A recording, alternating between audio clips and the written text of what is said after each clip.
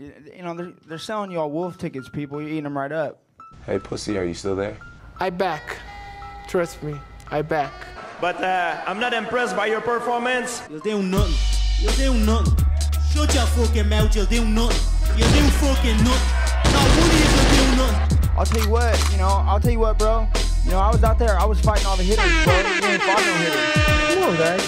It's normal. I'm not saying I would fight you. I would kill you. John, do you think? John, do you think I'm just gonna sit there and let you kill me, John? I mean, really? No, don't be scared, homie. I'd like to take this chance to apologize to absolutely nobody. The double champ does what the fuck he wants. I am gonna beat you into the living death. I mean, maybe that's your job, but where I come from, you know, people like that get slapped. That's fucking illegal. Nick Diaz, you just shook up the world. How's that feel? Hey, I'm not surprised, motherfuckers. Yeah, this is a simulated death match. And you haven't simulated anybody's death yet. I said it last year. We're not here just to take part. We're here to take over. What is the game plan going in against him? The game plan is you go in there, hit him with some good shit, don't get hit, and come home with a pocket full of cash. Who the fuck is that guy? Everybody's on steroids. The whole UFC, everybody. I'm gonna go home tonight. I'm gonna drink a Coors Light. That's a Coors Light because Bud Light won't pay me nothing. Do you want to be a fighter? That is my question. Any of you radio personalities think you want smoke? Call me Mr. Chimney. I want smoke. Yes. What is up? What is up, MCR family? Obviously, it's Matt, the Hipster Hunter. Hipsters here. Haters, beware. No, the gunshots, yeah. I'm in that mood. Obviously, joined by Mr. Robbie Hearns. We'll get to him in a second. Obviously, we're going to delve into all the news and topics of the boxing world today. Right after this show, though, we will come back with an immediate preview of UFC 231 for all those that want to know and obviously see some content for that card. Don't worry, that is coming right after this show. But I know Rob doesn't want to deal with any MMA topics, so this is just a boxing show. Again, that's usually how it's going to be going forward for MCR, is that shows will be split up between MMA and boxing shows and kind of alternate throughout the days and through the weeks. But anyways, digressing, of course, we have tons of topics. Deontay Wilder, Tyson Fury, rankings now via the Ring Magazine. I think that's a little bit controversial. Obviously, Tyson Fury being ranked above Deontay Wilder now per Ring Magazine. The WBC sanctioning the rematch between the two, Deontay Wilder and Tyson Fury. And, of course, World Boxing Super Series now in a world of trouble. I mean, we might have to say RIP to the World Boxing Super Series very soon, as they might be canceled like a TV sitcom mid-season. Obviously, going to delve into all those topics, but let's get to Mr. Robert Hearns himself as I pull up his intro. And the main thing we cannot forget is I am the unified heavyweight champion. You predicted BJ was going to beat me, didn't you? You predicted he's going to beat me. He got smashed. All these years, the UK fighters had to go to America. Everyone had to spend a heap of money to go to Vegas. We can do it in London, around Wembley, Cardiff. It's local. We're staying right here. Wilder, let's go, baby! Let's go! I smashed your body, your playmate, your playboy, your nightclub buddy, and I will smash you the exact same way. Dylan White, Derek Chisora, Big Baby Miller, Joe Joyce. You can all have it. Dominic Brazil. Whoever else is in America too. All of it. Are you off your tits? Have you been smoking something? Let people rub it on. That's why God gave you one mouth. And two ears. Do more listening than talking. Rather talk sort of shit. Get him in the ring, and I'll knock him spark out. Thank you very much. All you got to do is set the date. Don't wait, mate. We are Sparta!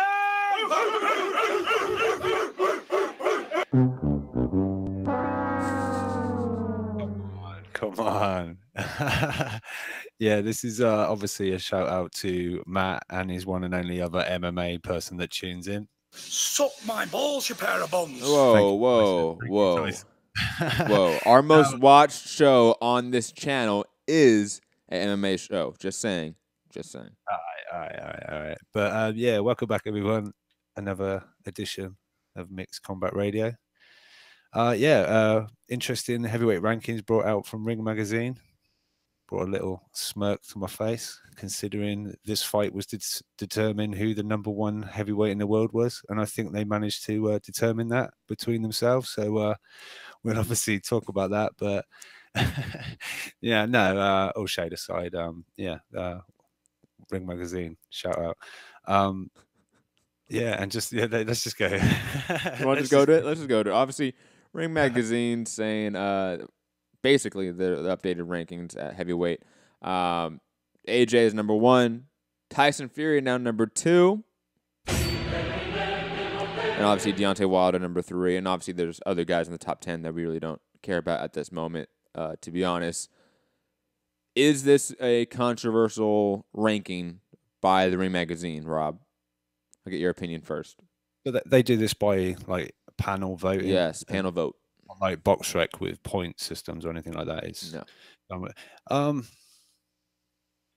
don't know. I mean, I don't want to. Look, this is just. I'm glad I'm on this show now, because if I said this anywhere else, it would be like just sheep sound bites and stuff. But you look at Joshua's resume. There's a lot. I think 7 of the or 6 of the top 10. But you look at like Wilder's, he's got Ortiz, and off the back of Seferi and Pianeta, Fury was placed in at #5. But other than that, who was, Deontay really fought to, I guess, be in people's minds of, he's done this, he's done this, he's done this, he's done this. I think Joshua, the last run of fights has proved, I think, against just that more solid competition. Granted, Wilder faced Ortiz, and we all know that is a fight that not many people have wanted. Oh, oops, sorry, I muted you on accident. I accidentally muted you. My bad. All right, I see you're adjusting my audio levels. Yes. You were a little bit low. It's fine. It's fine. We only missed a word. We only missed like a word or two. You're good. You're good, Rob. Completely off. Fair enough. Wilder faced Ortiz, and like I said, I don't know which word went missing, but nobody sort of really wants to face Ortiz, so he gets obviously that on Wilder's side. But I think AJ is a fair enough choice at #1 at the moment. I don't think that's really the issue. Like, I don't think fundamentally people have an issue with AJ being ranked above them right now. I just really don't think. Like, obviously you're gonna have a certain group of fans saying that, like, that's the issue, but I think fundamentally that's not the issue. It's that Fury jumped Wilder. Yes. And even though I would say a majority of people think Fury won, it's clearly not a consensus. And even though there was a consensus amongst the Ring Magazine contributors, that's probably the wrong word, but voters, wrong term, but the committee that votes for the Ring Magazine's rankings, they unanimously saw Tyson Fury winning the fight. That's what it was reported to me, or reported to us via Mike Coppinger. I don't see how, I can see why that now leads to Fury being ranked above Wilder per their rankings, but their rankings to me should be more about the consensus. And you're going to have to define the consensus. We would have to define the consensus, but I would say, 12 people in a room that are boxing writers don't really equal that. That's a very small sample size. What would you say qualifies as the consensus? I don't know. The entire boxing world. I don't know. I mean, obviously, like polling, like legit scientific polling is not really done in boxing. I'm not talking about Twitter polls. I'm talking about like a legit scientific poll being conducted. That would be something that would be interesting to look into. I don't know the economics of it, but again, I just see that this fight was clearly not a consensus pick. It's contentious, and I think for a draw scorecard to lead the guy to jump over the champion just doesn't make a lot of sense. Like, I can't think of the last time that's really happened. Now, do I have a huge issue with it? No. Like, we can move on very quickly. Like, I think it's just odd. Like, I think it's probably just a numerical thing since all of their committee members voted or saw that Fury won, that automatically made him jump up. I don't know if that's how it works, but it's weird. It's just odd to see a draw scorecard have the guy jump up over the champion. Again, that doesn't really happen that much.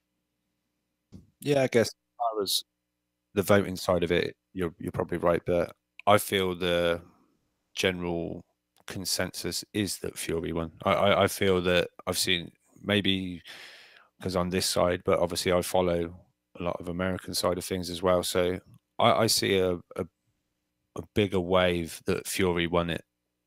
See, those are two different things to me. Those two, like, obviously a majority, a bigger wave is the term you just used. See Tyson Fury winning. Like, there's no real argument with that. Just look at social media, look at the amount of mentions, start reading the replies. And yes, that's, again, a small sample size and not a scientific poll, but it is something to look at. It is definitely anecdotal and I think just worthy to look at. But again, consensus is different. Like, I think consensus is we're all in agreement here. And we're not.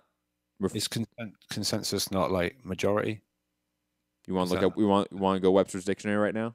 No. So I heard other places have to use the dictionary before. It's all good, but I just feel that consensus is like, to me, it's the majority. If you want to fucking look it up. But I just feel, and you haven't particularly got a problem with it.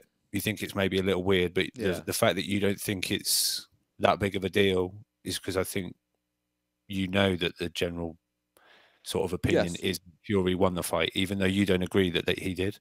That seems to be the majority of the public opinion on the fight, that Fury either got robbed or he won, but there were some close rounds, this, that, and the other. And there, like more like myself, I felt Fury won, but it was some close rounds. And that final knockdown really, I was like, really put it in jeopardy for me. Like, I could see it being a draw. And very quick, I don't know if you've seen on Twitter, there's Ted Cheeseman was in a pub with obviously I think a friend of his, and his friend had £500 at 25 to 1 on the draw. Yeah, I saw that. That was great. He's just stood there and he's like, shut up. He's trying to hear the decision. And it's like, we have a split decision. And he goes like, Johnny, what does that mean? What does that mean? He's like yelling at his mate, like, what does it mean? Oh, it was great. And then he just, as soon as he goes, like he gave the one card to Wilder and then the one to Fury. And then he's like, shh, everyone quiet. 113. He's like, yes! It's just erupted. Drinks for everyone, champagne. He's like, I don't think that 13,000 is going to last too long. But so shout out to him. But yeah, back onto the subject. There was, a little part of me that had the little smirk that this was all being built as this was going to determine the #1 heavyweight in the world. We all know whoever wins this fight is the best heavyweight in the world. And that was never true though. Like, no, I know it was just a narrative around the fight, and they were pumping it up. But just when they're doing the narrative, and now they're #3, it just made me laugh a little bit. But I know I'm going to get some comments because there's already been one from the show I did before that I was so salty and shit like that. But it's all for jokes. But it was quite funny. #Bants.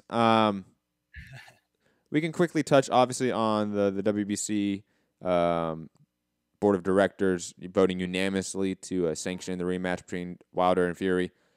Obviously, this shouldn't be really that much of a news story and topic to discuss. Like, it's kind of obvious that would happen.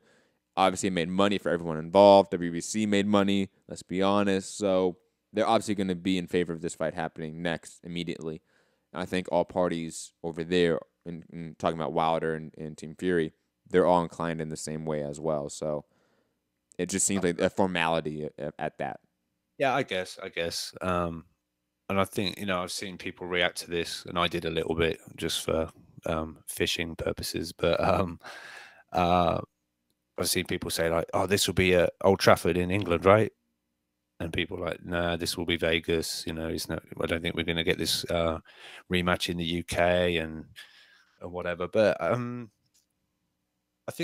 just feel if they go ahead, I think there's so many permutations of how this could play out and work really well for like either side, that Wilder could potentially come to the UK, become the undisputed champion, and that rematch with Fury's there, and it's the lineal champion versus the undisputed. Do you know what I mean? Like a trilogy fight there with Fury after like an AJ fight, so to speak. Is that what you're talking about? Yeah, so many ways this could pan out, and it would look. There's a good story behind each and every one. I forget who said this on Twitter, and I feel bad for not mentioning it, but it's somebody that I respect, some journalist, and again, sorry about not remembering you who said it, but they talked about how, like, the golden age of heavyweight with the Ali, Frazier, Foreman era, they all fought each other, 2, 3 times. If we have that in this era, we're getting a ton of great fights. Like, imagine if AJ, Wilder, and Fury all fight each other 3 times each. They're all going to make a ton of money. We're all going to get a ton of great fights. A lot of money and all that. Like...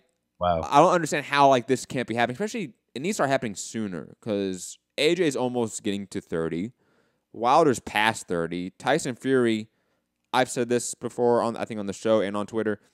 I can see Tyson Fury getting 1 win and just leaving. Like I'm swear to God, I can definitely see him getting that win over AJ, getting a win over Wilder, and walking off in the sunset. So start capitalizing on this division right now because that top 10 that the ring posted yesterday. That's a top 10 division. Like, that's a loaded top 10 that, like you said, the permutations of fights that could happen, all the matchups that could happen. It's an exciting time for the heavyweight division. We haven't had that in 20 years. So, whatever does happen, whether it's the rematch, obviously, immediately with Wilder, Fury, then the next 5 years that happens with all their matchups that can be made, I'm hyped. Yeah, definitely. There's a absolute megaton of money available. Quickly, Rob, because I see you sent me that chat in the group chat, whatever. Mitty has the link. Like anyone, very quickly, anyone that has the link to the international phone line, it is a permanent link. So go back in that email, go back and find it, go back in the text. It's right there. Don't worry. And Rob, of course, you can send it to him as well. It's just... Oh, by the way, I never said this. I don't know if Middy's got it on email. That's the thing, and then if it's buried in the chat, then it's buried in the chat. Save it. You've been so accommodating, sending it every time into our little group chat, and it's just there, just before you go on, boom, so it's easy to just find. So Middy's just being a little lazy. All right, Rob, please copy and paste it and send it over. And if you want to call in, 323-870-4051, press 1 to get in the queue. If you are international, email me, mixedcombatradio@gmail.com to get that free international permanent call-in link that we are talking about right now that Mitty is dropping the ball on. But, Rob, I really have nothing else to say about Wilder Fury because, like, the fight happened. Like, we don't have any news on the rematch yet. Like, this is all just still talk and still, like, rankings. Like, it's all, like you said, fishing. It's all fishing for debate, for trolls and all that. And yeah, I don't have so much time for it. Yeah, I've got a little bit more time for it than you have, but no, yeah, like you said, this potentially is going to be a hell of a lot of money in the next few years if they all end up fighting each other once, twice, 3 times, whatever. It's looking good. I mean, I don't know if you could pull it up, Matt, but did you want to just read their top 10 out? Just do you have it up right now, or do you want me to pull it? If you could pull it up. I think I have it right here. Hold up. It'd just be interesting to see because obviously I think Pulev made number 10 and he's, I don't know if people are aware, but on his way to the US to sign for Top Rank. Of course, like Ring Magazine's article about it doesn't have just like a very easy like top 10 list. Like it's just a bunch of paragraphs. I'll be quicker to go to go find savior of news, Michael Benson's your hero. My hero, all right, if you want to say that. But yeah, I think yeah. So number 1 is Anthony Joshua. Number 2, Tyson Fury. Number 3, Deontay Wilder. 4, Luis Ortiz. 5, Dillian White. 6, Alexander Povetkin. 7, Joseph Parker. 8, Gerald Miller. 9, Adam Kownacki. And 10. That's the other controversial one. Just saying. Yeah, Kubrat Pulev, number 10. So hang on, let me see. 1, 2, 3. Just people are very high on Kownacki, and not saying he's not a good fighter, but people are very high on him. The fact that he's above Pulev is kind of insane. And like you can even make argument like guys like Chisora, Takam, like those guys could be ranked above. Brian Jennings could be ranked above fucking Wanaki right now in 2018. Like Wanaki still has some stuff to prove here. Come on, people are getting too fast with this shit. Rob, just turn off your camera like that. Wow, making the screen look bad. I guess it's okay. It's okay. I forgive you. Anyways, moving on. No, just my screen now, Rob. You can go away. You can go turn off your screen. People are just seeing me, the real star of the show. Okay. I'm just kidding. Lucky them. Lucky them. Digressing. Let's get to the next topic of the day. One that let me get the sad music out already because it's just depressing. This is just it's one of those tough days, ladies and gentlemen. Tough days. World Boxing Super Series in jeopardy of cancellation. Some fighters still await bonuses.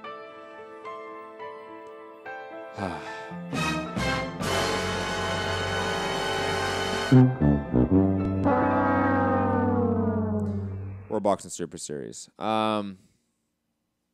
Obviously, just like another story of shady boxing business. Like we've had a long history of it. Eastern European-based companies have also had a lot of criticism against them, a lot of allegations made against them when it comes to paying fighters and such. So this isn't entirely surprising since the World Boxing Super Series has a lot of its investors based in Eastern Europe and in Russia. So again, not that surprising, really, to be honest, unfortunately. However, just sad.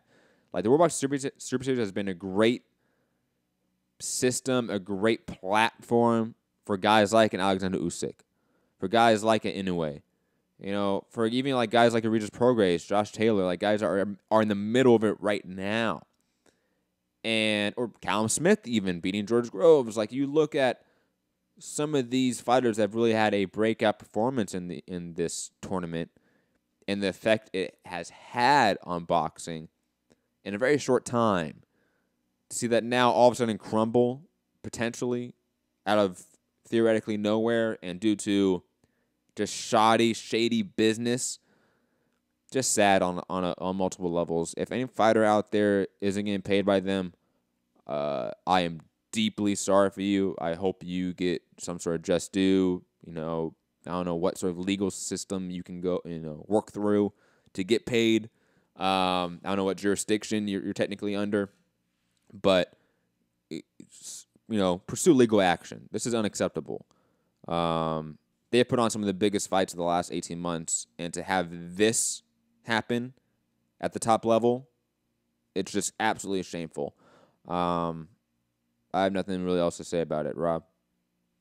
Yeah, I was going to just sort of agree. I mean, I think it's just a fantastic product, and it just seems to be somehow like internally flawed or financially flawed in some way. There's always been little comments here and there about money, and then the season one there was no like American network would obviously generate money, and this time around there's been no like UK network like TV deal. So again, losing out on revenue. And I remember at the times people were saying, what show do we see the fight on? What channel do we get to watch the fight on? And Calla Sutherland was like, look, you're getting it for free. You just tune into our website or our YouTube page. And I'm like, well, yeah, that's great, but don't you want some network TV income to help fund this thing? I don't know. It's sort of like all well and good saying it's free, but if you can't pay fighters, then, you need a new financial advisor or someone running the account a little bit better, because that's just unacceptable. You can't, we're going to put you on this stage and the lights are going to come up and you're going to look $1 million and you're going to get in the ring and you might even fight for a world title in the quarterfinals and carry that through, and you could be undisputed champion and win the Muhammad Ali trophy. Yeah, that's great, but these people are missing out on time from their families training. They're doing it, and then it's, right, can I have my check? No check, or lack of like bonuses or whatever. And that's not what they signed up for. you sign up, I guess, on good faith, and you're going to get paid or whatever, and then it's not there. I don't know. I could see fighters maybe refusing to fight, or until money comes in. But the shame of it will be that we perhaps don't get the Josh Taylor Regis Prograis fight, or we don't get, as a fan, why are you worrying about what's in my pockets, whatever money. We would just want to see the fights. So to miss out on this, and to see Inoue again on a bigger stage in front of everybody, and Donaire maybe upsetting Tete and things that it's things we want to watch, and shady dealings or whatever it is, it's looking like we may not get it. So yes, and Mike Coppinger's the one reporting this. Shout out to Mike Coppinger. He's done a fantastic job as of late. We're just doing a lot of journalistic work and investigative journalistic work in the sport. His first paragraph, I think, basically alludes to everything you need to know, or everything that we do know is probably the better way to phrase it, because we still don't know a lot. He's saying there's mounting concern among those connected with the World Boxing Super Series that the ambitious single elimination tournament will discontinue before the second season is complete, multiple industry sources told The Ring. He goes on to talk about how bonuses have not been paid, and the group Camosa AG, if those remember when this came out, when the World Boxing Super Series was announced, 2 years ago now, basically. Camosa was the leading investing company in this venture. They seem to be not doing that well, and I don't want to really go down this rabbit hole, and I really don't want to mention it too much, but I am. Go to old Cale Sutherland, man. He just doesn't. He's another Oscar De La Hoya, and I mean that not in a positive way. I mean that as Rob, we get the subliminal, man. For those listening on podcasts, they don't see that, but I think they can pick up what you're probably doing with your nose over there. I just have an itch. You just have an itch, man. You got some twitches. It's okay, man. But Cale Sutherland obviously has had great fighters in his stable. Obviously been a part of a great vehicle like World Boxing Super Series, featuring guys like Alexander Usyk. But he doesn't seem to have full faculties sometimes. He seems to have some sort of substance issues, like an Oscar De La Hoya. So when you have somebody at the top of the company, or at least the figurehead of the company, because Sutherland doesn't really have, let's say, full power of World Boxing Super Series. He's just the figurehead of it. But when the figurehead is visibly on something every single moment we see him, there's a trickle-down culture of whatever company is being worked over there and how they run shit and what their priorities are. So, you understand the words that are coming out of my mouth? So, I don't want to say too much. Most of it's alleged. It's all speculation. I'm gonna make that very clear. All speculation. Pure talk radio bullshit.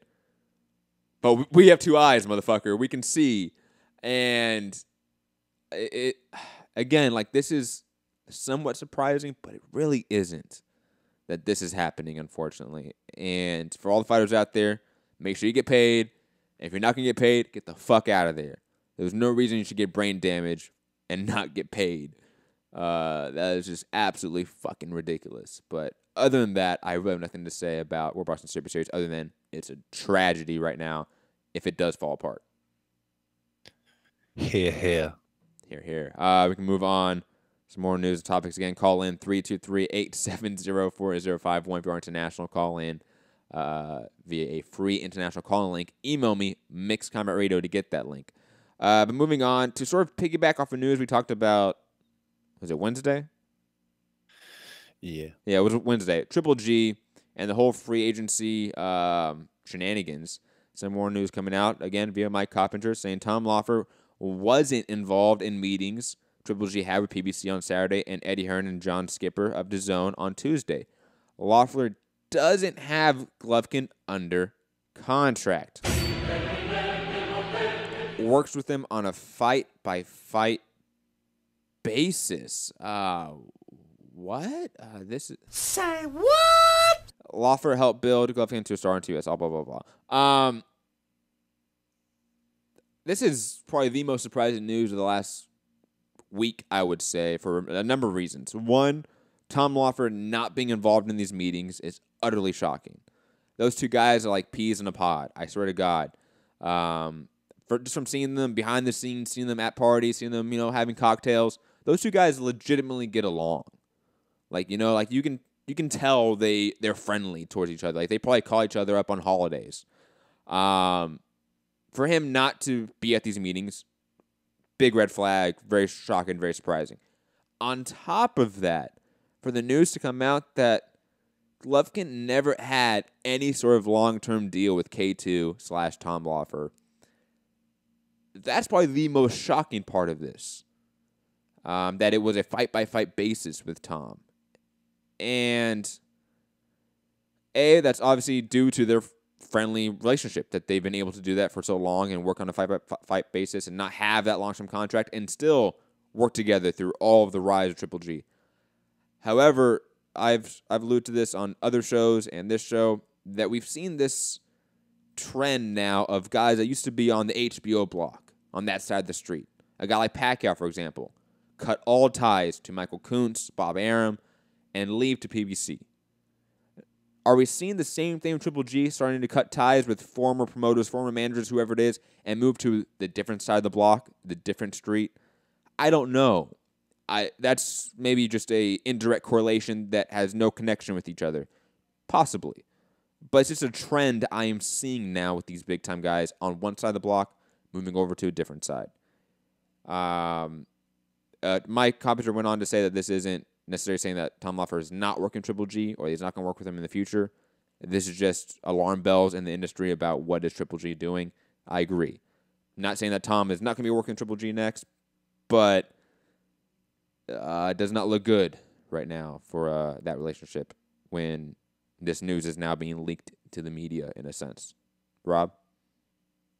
Yeah, it's a little strange. I was surprised to hear that, it was fight by fight and that Tom wasn't at the meetings. You think of all the people, he would be there. And if anything, you think maybe actually Triple G wouldn't be there, if any, you know what I mean? Like it would be just Tom and like maybe his manager go to the meetings and not Triple G? Through yes. Tom goes back to Triple G, get it, explained fully, whatever. But yeah, and I don't know if this is conspiracy theory or whatever, but I wonder if, because also news came out of that Triple G apparently said that Canelo doesn't interest him anymore. He feels he doesn't get a fair shake in against Canelo. And I wonder if Tom was maybe saying he wanted him to do the trilogy. So you should, you get him this time, we'll get that third fight. They'll think of the money, think of this, blah, blah, blah, blah, blah. And if Triple G is really like, no, I ain't fighting him again. I don't get a fair crack at the, the judges or whatever, however way he feels. So whether he's, I don't know whether again, speculation, but has there maybe been a fallout or they're just not in agreement on this? And, there's a reason the media is now talking about it, or the media knows about it now. Like, this could have come out at any point in Triple G's career with HBO and Tom Loeffler, is that, hey, it's a fight-by-fight basis, right? If that's always been the case, why is that now coming out now? That's just a huge red flag. Right? It is. It's red flaggy all over the place. And I really don't know what to make of it, heads or tails, because in my mind, the rational, logical thing for Triple G to do is to stay with Tom Loeffler because that's the house that built him. Go to DAZN because they have a seeming monopoly of the division, especially once that Daniel Jacobs piece gets locked over there, if that does happen. And he's still going to make a ton of money over there. They still offer him the biggest guaranteed contract of everyone that's been offering him contracts. But it's just odd. There's still part of my brain that's saying that doesn't happen. And it's a small part, maybe 10, 15% of me is saying that, maybe it's PBC. Like, maybe he does do a wild card move and head over there like Pacquiao did. But again, it's just odd. Like, this is just an odd sort of news cycle for Triple G. What's going to happen next for him? And it's really up in the air now. With everything that's come out, it seems just less and less certain about what Triple G is going to do. Yeah, and I mean, I guess people might be able to say like, maybe Tom wasn't in town for that, that weekend, and Triple G just met up with and spoke to some people. So, there's actually no problem at all. But like you said, for it to suddenly come out about this fight by fight thing, it's just a bit of a hang on, what's really going on here? So it's just that puts that seed of doubt into people. Like, well, hang on, just the quick timeline. The news came out that Triple G obviously was fielding offers. That was very vague. We kind of knew who it was, but then it came out ESPN offered him. Then it came out PBC offered him. Then DAZN came out with this huge offer allegedly that was bigger than all of them. And then the news came out of Tom Lawford not being involved in any of these meetings. That seems like a direct correlation with all those news and when we found out about those news stories. So, again, obviously, hopefully we find out soon. I think Dan Rayfield reported that we should know before Christmas, I believe, what Triple G does next. They also confirmed that following up on people questioning, tweeting him back on his reporting. So yeah, and so hopefully, again, we're 2 or 3 weeks away at tops from finding out what happens with one of the top 5 biggest draws in the sport right now, realistically. So, it's going to be big. Whatever he does, it will be big because it's different. He's not going to be an HBO. He's not staying there. It is going to be a dynamic change from what he once was at, whether it's PBC on Fox, doing pay-per-views with Jamal Charlo, or it's DAZN on an app with all the middleweights in the world. And if I know my boxing, and I probably don't. That is debatable.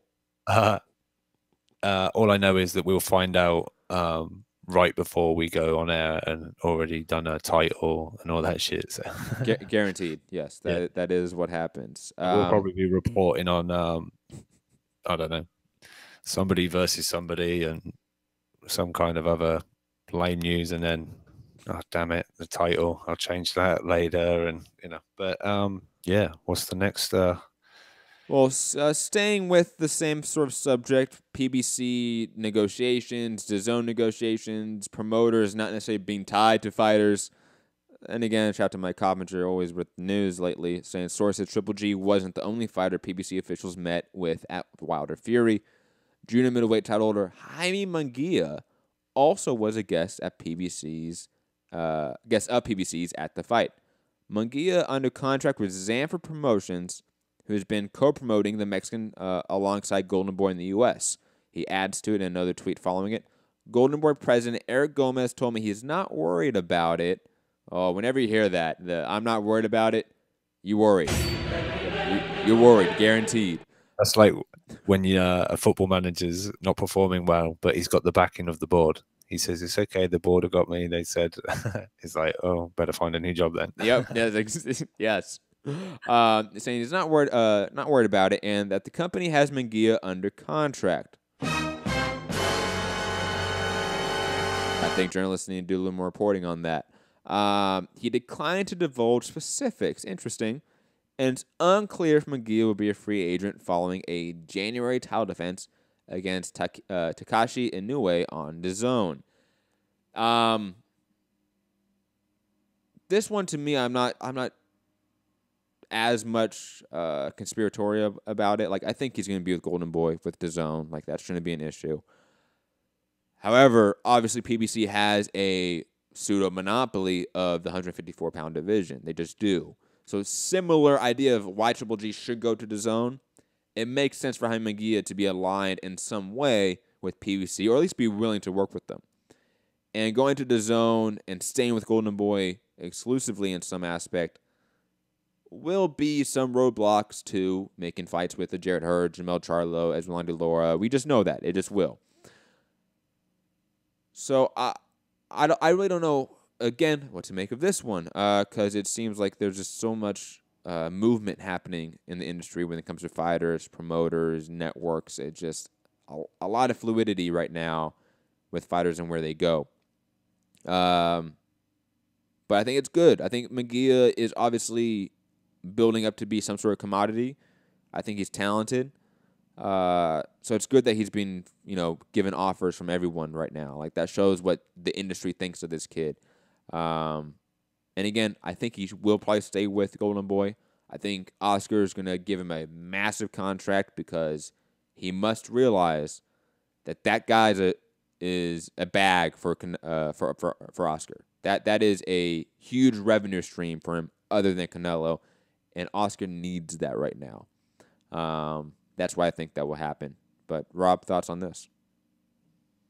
Yeah, I agree with you. Like, obviously, PBC on the 154 pound, side of things. Heard Charlo. I think it perhaps makes life easier to make those fights. But I don't know. I'm not particularly bothered where Munguia is. I personally am not so high on him as maybe others are, but you could do that without a soundbite if you want. I'm not gonna say anything. Just keep going. No, I don't know. I don't know. We'll have to see how he develops. I'm not saying he's massively overrated bum or anything. I'm not sold on him just yet. Well, I think it's clear that he's not better than like a Jared Hurd or Jamel Charlo at this point, right? Like, there's really no debate in that. But Munguia is clearly a top 10, top 5, 154 pounder, and such a young guy with such obvious physical tools that with time you can see him really becoming something. Yeah, and I just also agree. Like, outside of Canelo, if Golden Boy were to lose Munguia, who looks like you say maybe a future star, he's obviously, I guess, at some point going to be 160. But again, depending when he wants to make that jump, the zone is where you want to stay if you're thinking of going to 160. So I guess decisions need to be made on that department as well, as a consideration, because at the moment the zone have got the belts, all over on that side. So and I guess depending where Danny Jacobs, whether he does go back to the PBC side, being advised by Al Heyman there, or whether I guess we'll hear at some point whether he's going to be on a DAZN card, because I'm sure Eddie would like to tell everybody that Danny Jacobs is on board. But yeah, I guess, like I say, that's just another consideration to think of, that if Munguia's, I don't know how well he does the weight. He looks pretty good for it, but I'm always surprised when Jared Hurd makes 154. He's crazy, his size, but depending on how well Munguia does the weight, he might be looking at 160 sooner rather than later, jumping up. So I guess, we'll have to wait and see how this pans out. But I think Golden Boy might, as they gave him that chance, I think he might, we'll I guess money tests loyalty at some point, but we'll see. But I think Golden Boy kind of gave him that shot.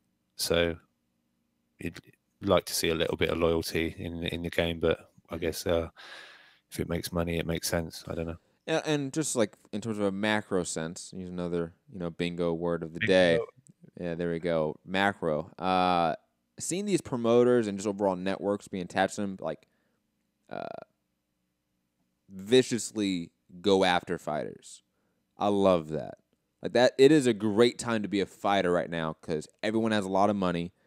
Everyone's willing to pay a lot of money, and they are viciously trying to go after you. So if you're any sort of free agent right now, or if you're close to free agent status, like if you have a contract up in a fight or two, fight out your contract. It is a great time to be a free agent right now, especially if you're that top 10, top 15 range. They need those guys. You sound so like Eddie Hearn right now. What a great time to be a fighter. It is, it's a great time to be a fighter. Every interview, great time to be a fighter. What a great time to be a fighter. It is, man. When people, it's a great time to be one. Maurice Hooker's getting paid $1.something million to fight Alex Alcedo. Yeah. It is a great fucking time. God damn.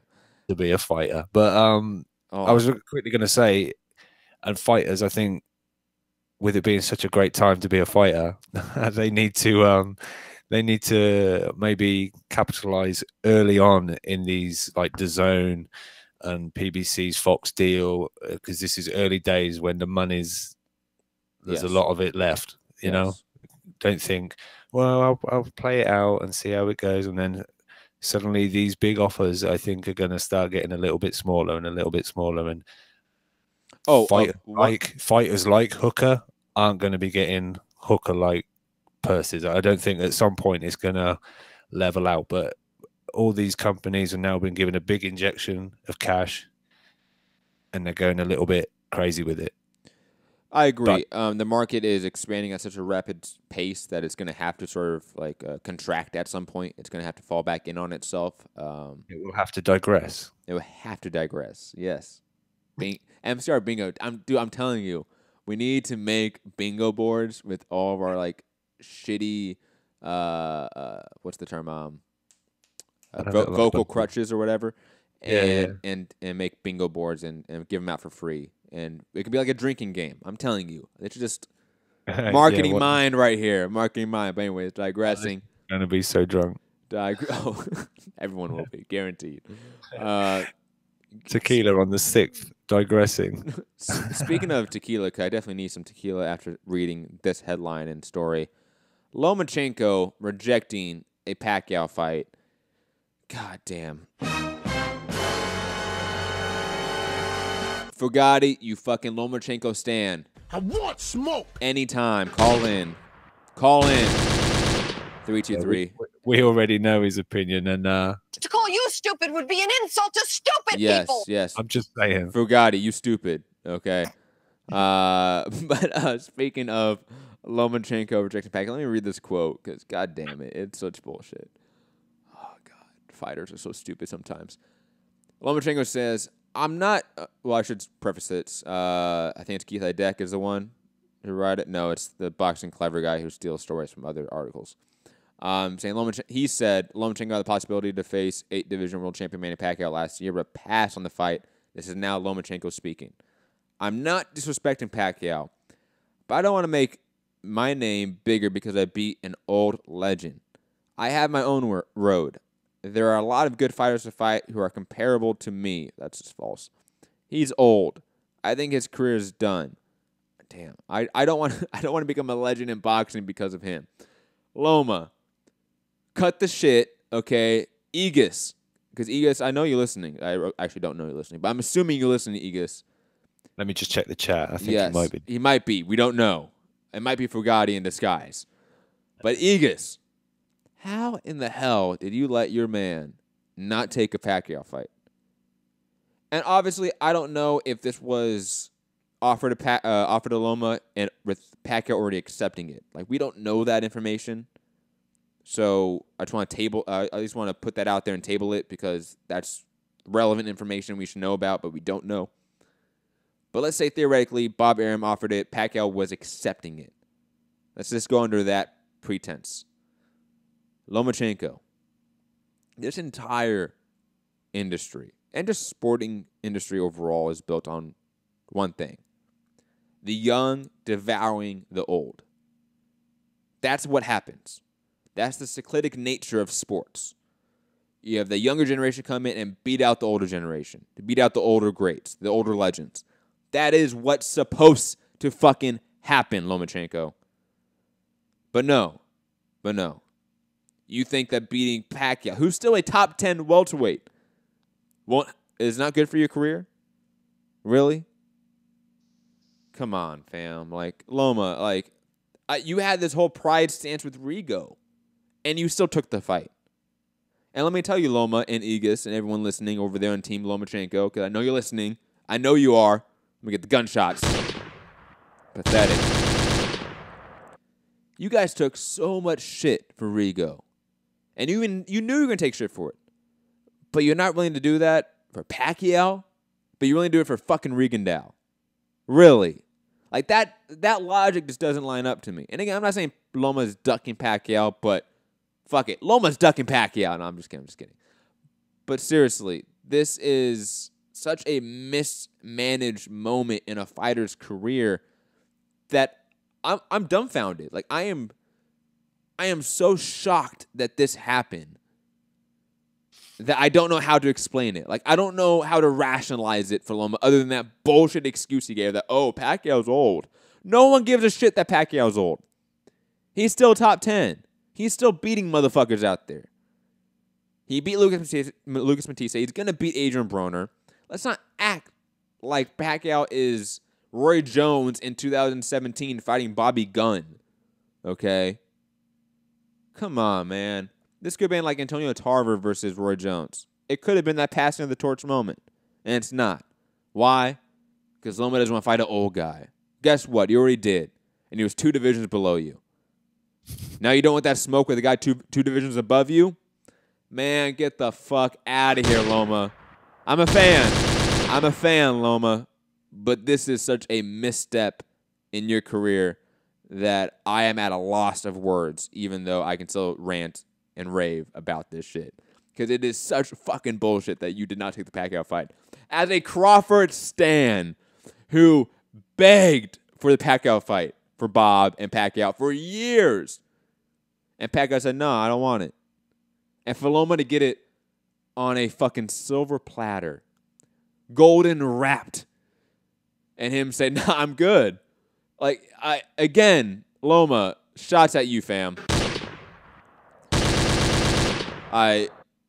Who the fuck is that guy? Get the fuck out of here, man. Rob, thoughts on this? It's so serious. Because this is serious, Loma. You could have been a fucking star beating Pacquiao on ESPN. But no, you didn't. You decided to fight fucking Mariaga and Rigondeaux. Yeah, fucking smart ass over there. Go dress in your Teenage Mutant Ninja Turtle onesie and go fucking hit the speed bag some more. Bitch ass. Oh, God. Oh, dear. Any more? Or because I'm good. I'm good. You go, Rob. Because I will keep going. I'm not that offended by it, but yeah, I don't. I've never heard. No, I'm not going to fight him. He's too old. I'm not going to fight the second biggest star in boxing in the last 20, 30 years. Because guess what? He's like 37, 38. Man, get the fuck out of here. You can't handle the truth.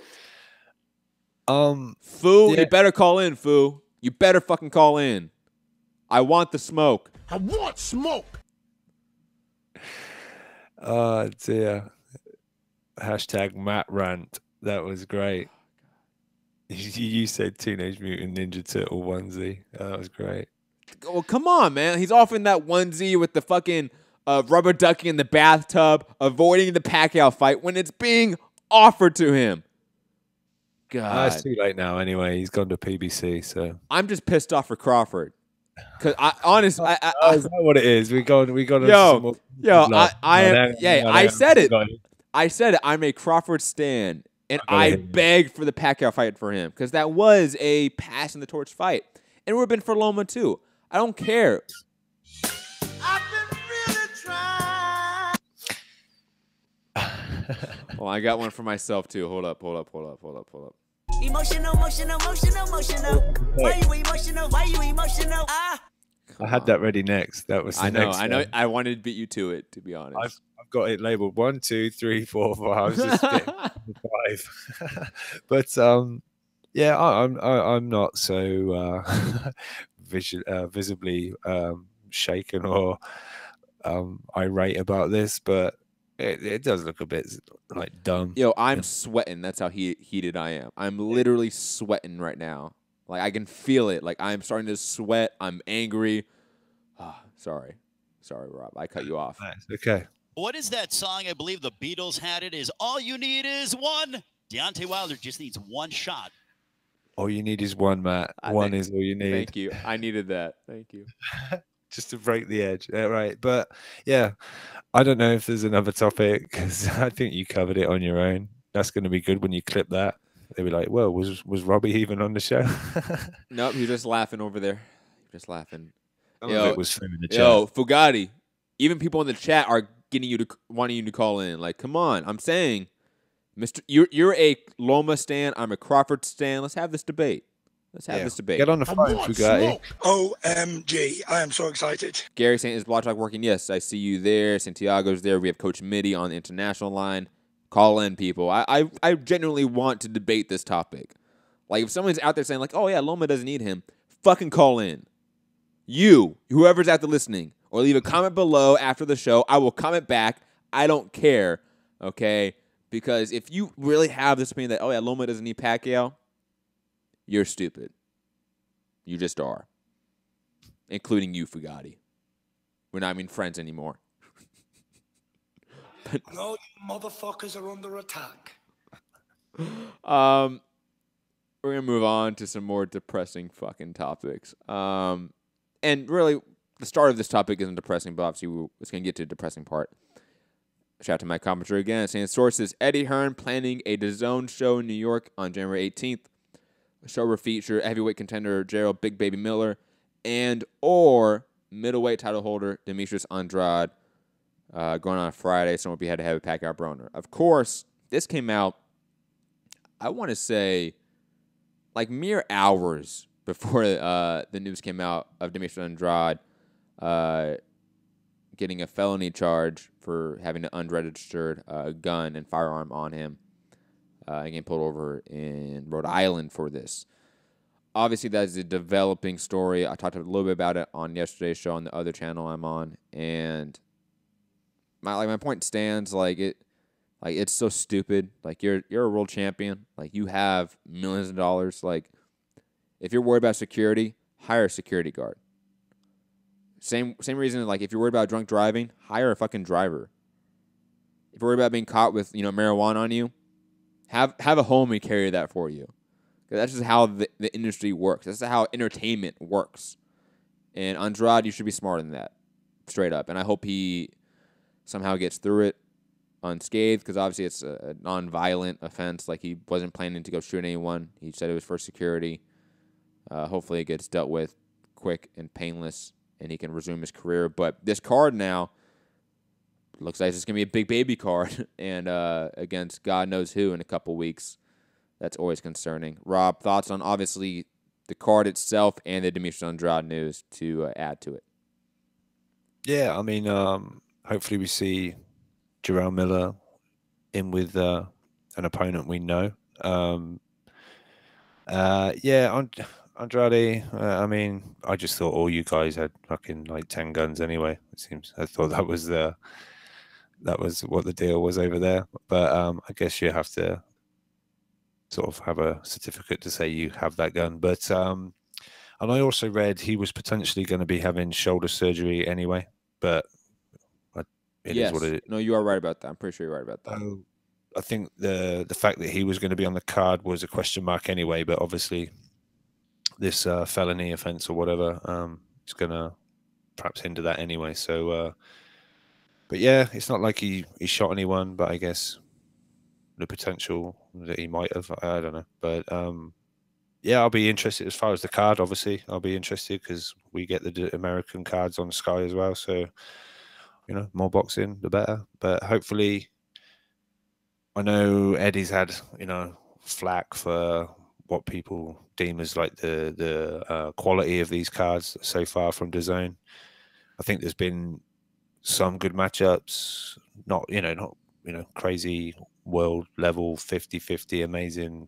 Like, oh God, I can't wait for that. The only one that I guess people were looking forward to fell through because Billy Joe failed a test or whatever. So that was one people were kind of amped for. But yeah, I hope it's going to be a good card, and we see lots of people on the undercard that it's going to be something exciting. And where was it going to be? Was it going to be in New York? Yes, New York. It hadn't said MSG or Barclays, but I'm assuming MSG. I think it was. No, maybe not. No, I was going to say I think it was MSG, but I maybe just doubted myself a little bit. But yeah, no, not much to say about it.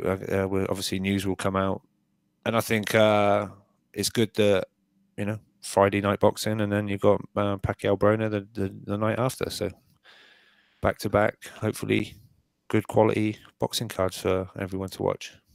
And quick sort of rundown on the last couple topics, and we head to callers. I saw Gary drop off, and I know you guys are waiting for a bit, so call in 323-870-4051 and press 1 to get in the queue. If you're international, email me, mixedcombatradio@gmail.com to get a free international permanent call-in link.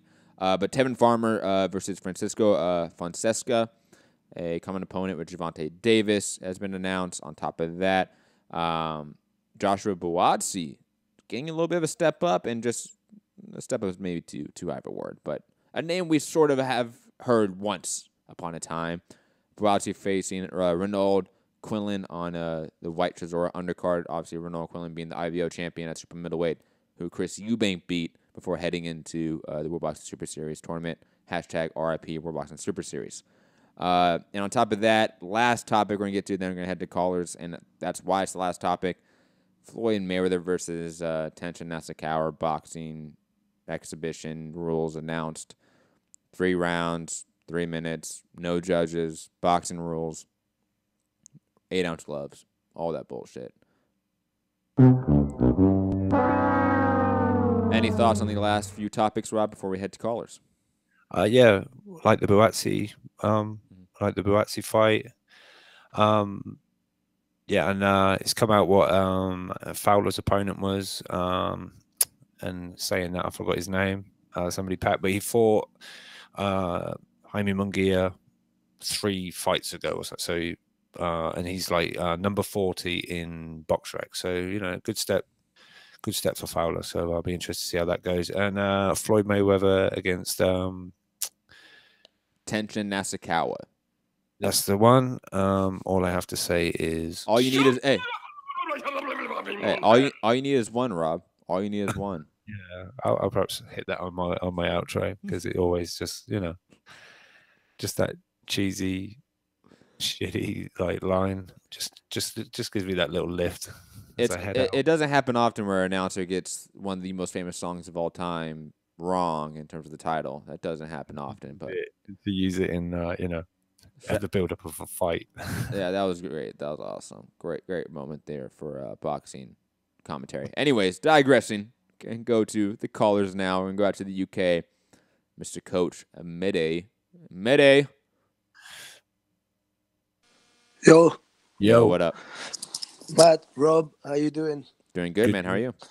All right, I'm good. I've got a little bit of chest infection, but I'm gonna survive, man. Don't worry about me. We're not. It's okay. So just like a little comment for me. I love hearing you guys and having like the shows and all this, but I've got to be honest. And I think I've said that to you before, right? I'm not necessarily the biggest fan of the shows that are focusing on the political side of things. So, of course, I'm listening because I like to have like insight from you guys, especially Matt. I mean, Matt, I know you love like the political stuff and whether it's like real politics or boxing politics. So I'm listening and, it's cool, but like, my opinion is almost like worthless in terms of like politics because I really don't want to get involved with that. And I think in a certain way, it's kind of like killing, not killing, but it's just like kind of boring because we never know what's really going on. We're just like assuming. And lately I've seen that all of those guys are actually kind of like working with each other. So I'm thinking we're going to get the fights that we want and, if it makes sense financially. And, to say or quote something that you said, Robbie, a little bit earlier, and what Eddie says, well, what a great time to be a boxer right now. What a great time to be a boxer. But, it's right. Like, people like Maurice, getting that much money is probably the best hooker paid in the world, man. So, so that's what, that. Good. That was good. But that's right. And okay, one more thing, like I guess on the political aspect of things, I actually like what I was hearing at the beginning of the show. I think when you talked about like Triple G and the fact that he's gone out there and talked to different promoters and network that are trying to bring him on, and hasn't gone there with Loeffler. Like so.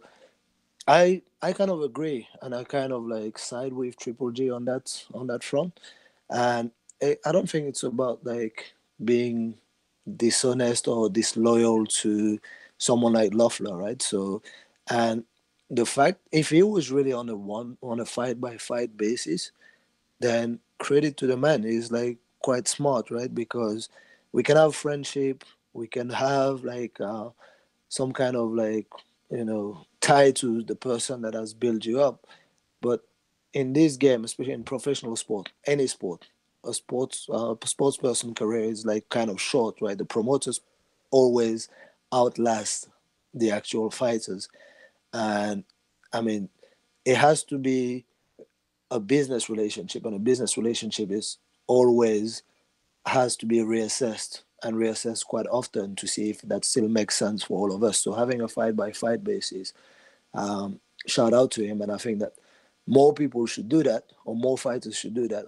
But the reality is that not enough are in a position to do that, because those promotional companies and the agents and the managers, they're much more powerful than most fighters. So shout out to him, and it doesn't stop him having a decent relationship with Loeffler, because I'm sure they've established something over the years, and I'm sure it's still respectful, and there's a bit of transparency as to what's going on in terms of the offer from maybe Matchroom, DAZN, or PBC with Loeffler, and I'm sure he's going to give him the opportunity to counter or to get involved at some point. But Loeffler has no place at the table with those guys, in my perspective, right? So, and that's smart from Triple G, and I hope that more people can do that. So that's pretty much my stance on that.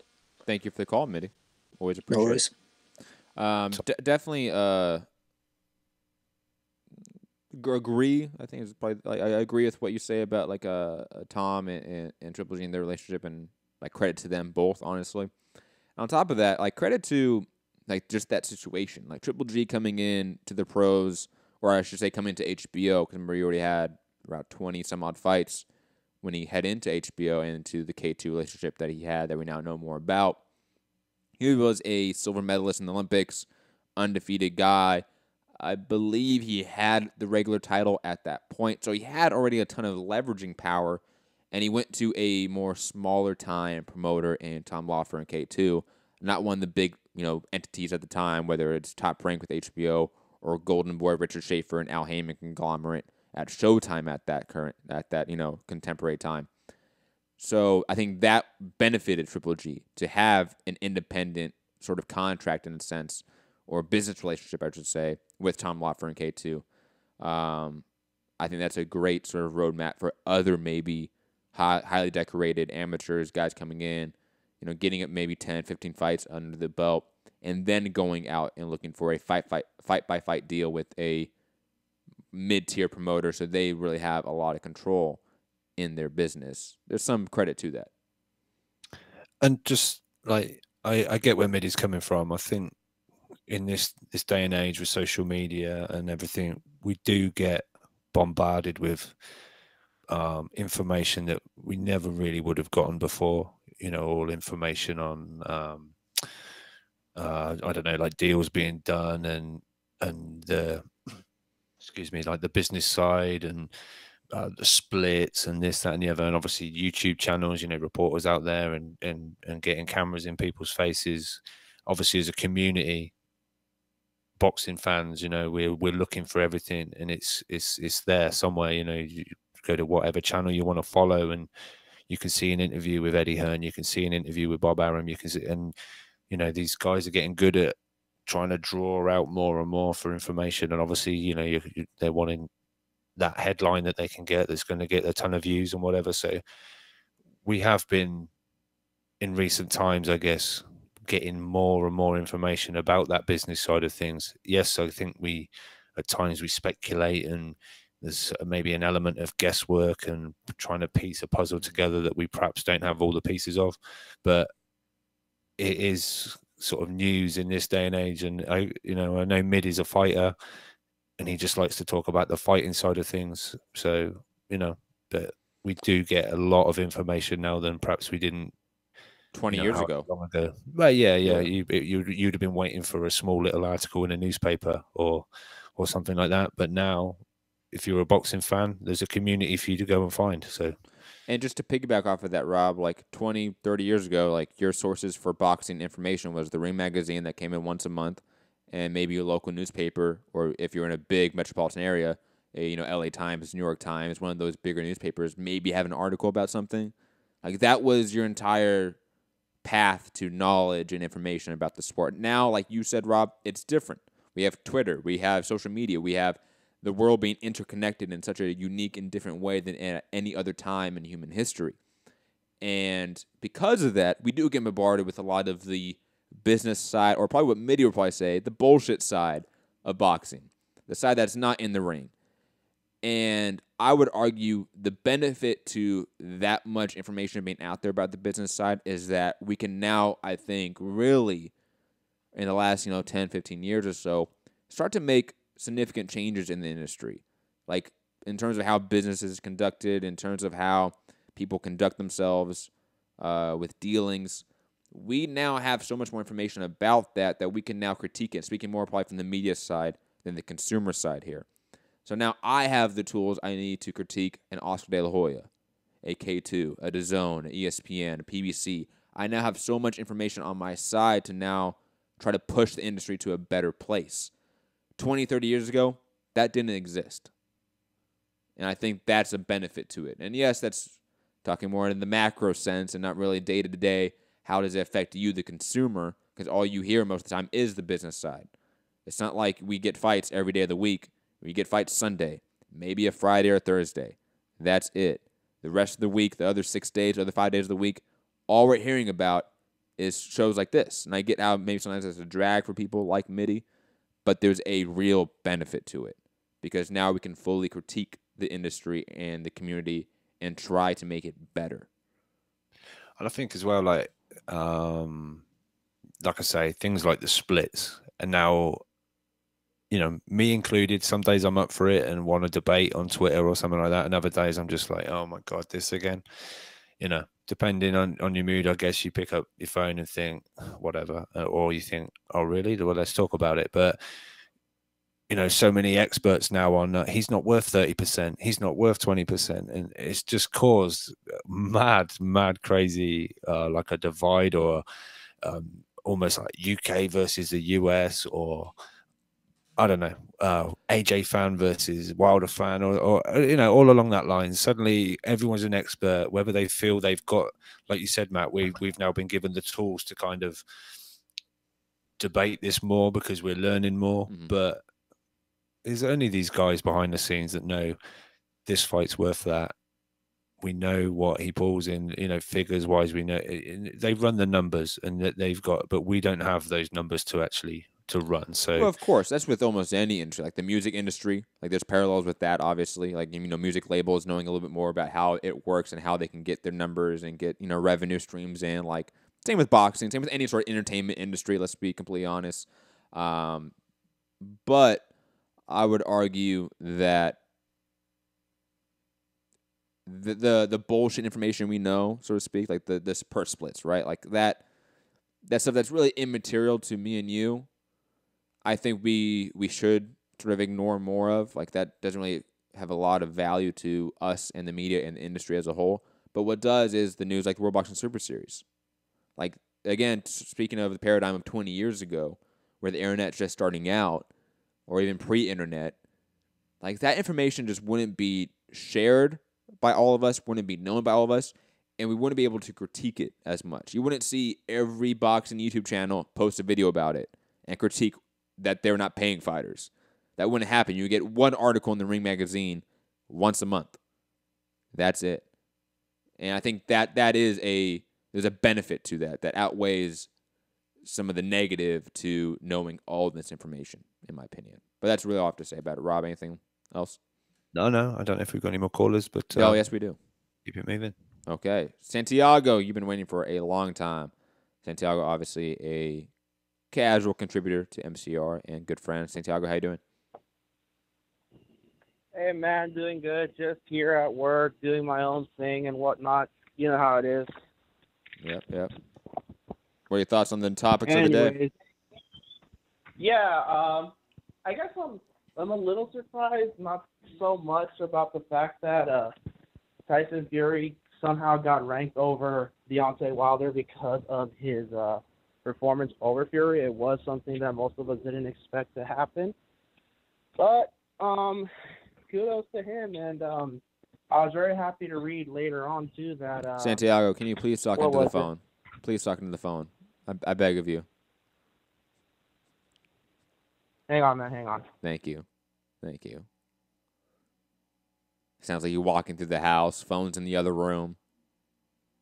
Yeah, I heard the keys hit the bowl on the sideboard. Yeah, definitely, right? Definitely. Come on, Santiago. What are you doing here?